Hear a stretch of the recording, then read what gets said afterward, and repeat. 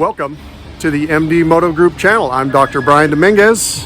Here's Engineer Mendoza, and with us is Dennis Mullet, owner of Boyd and Wurthmann restaurant. It's the only place in town with a lineup.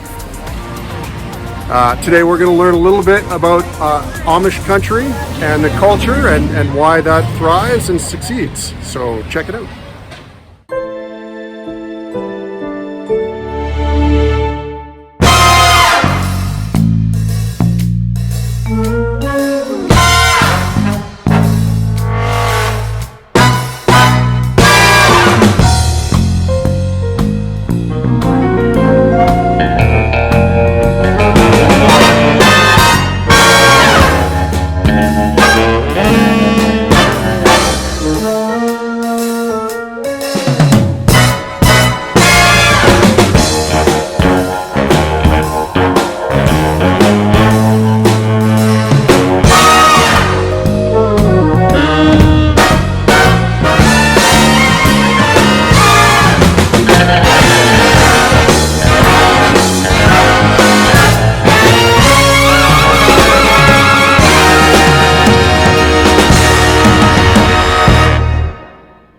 So we started the story in Berlin, Ohio by going to a Amish cultural center and checking out quite an impressive piece of art.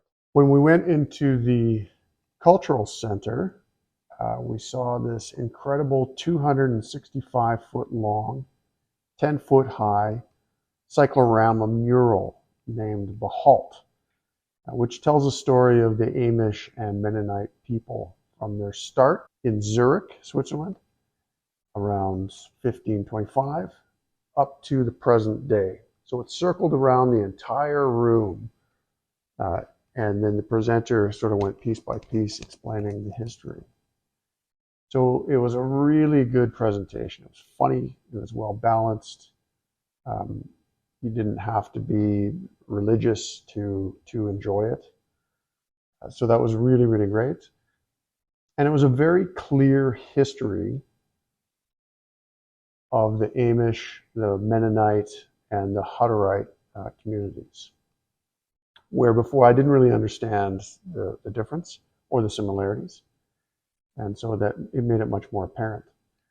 The takeaway was that the fundamental purpose and mission are the same for these groups, but their interpretations of practice were very different, which is human existence at the end of the day. But for example, some Amish won't use electric bicycles, but others will. In an examination of their values, attitudes, and beliefs, we get some important insight into their work ethic and other behaviors that may help explain why this region appears so productive compared to other areas, regardless of religion. The mural was the result of about 10 years of research and painting by a Canadian Catholic named Heinz Goggle. It describes values such as pacifism, individual choice, and helping those in need. So when we asked about work ethic, because it seemed apparent that there was a very strong one, people responded that they grew up working, as kids. Everyone was engaged in activity and held some mutual responsibility to do their part for their community. They started very young. Even as we rode around with our host, we came across some children thrashing corn to separate it from the husks. I first thought they were warming up for an epic pillow fight or something. Instead, they were producing something useful for their families. They tended to value manual labor in the community, hard work, and social activities. They thought of these as virtues. There was a strong element of group identity as the symbols of their community were evident in the dress and conduct of the members, which I'm sure everyone's familiar with, the hats, the beards, the the caps, the horses, the carts. For example, riding in the horse-drawn cart was assumed to bring family together in a slower, more deliberate process of transportation. They accepted fully that it's inefficient, but it was that process of bringing the family together to move slowly through something, which was the virtue or the value. And this was an obvious departure from the single-person electric bicycle some had adopted, which we saw all over the place. The beliefs come from a Christian-based faith, where a baptism only occurs as an adult because of the belief that choice is paramount in joining the church. So the kids who are baptized don't really have a choice. But when they wait until they're adults, they get to choose whether or not they want to be in the community through a baptism. So we found some young people who would drive cars, but they noted when they came of age and were baptized in the church, they'd want to give up the car and switch to horse and buggy.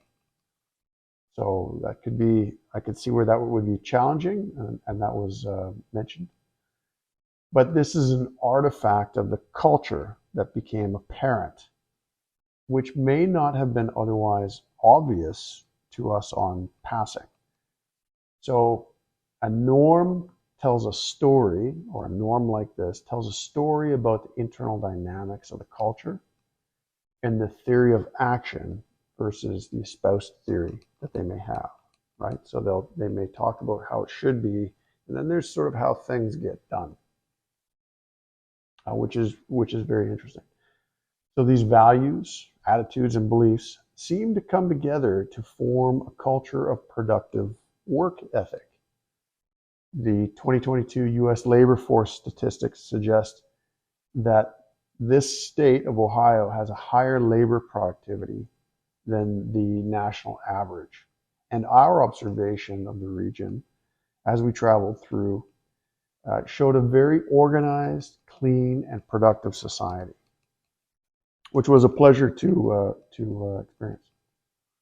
Ironically, the theoretical framework that comes to mind around this kind of behavior is Max Weber's Protestant work ethic, and that comes from the early 1900s. So Weber espoused an interrelated set of values around hard work, thriftiness, and deferred gratification. And self-reliance is a feature of the Calvinist values for economic success as a self-sustaining and reconfirming way that the members can know that they're succeeding with their values and their beliefs.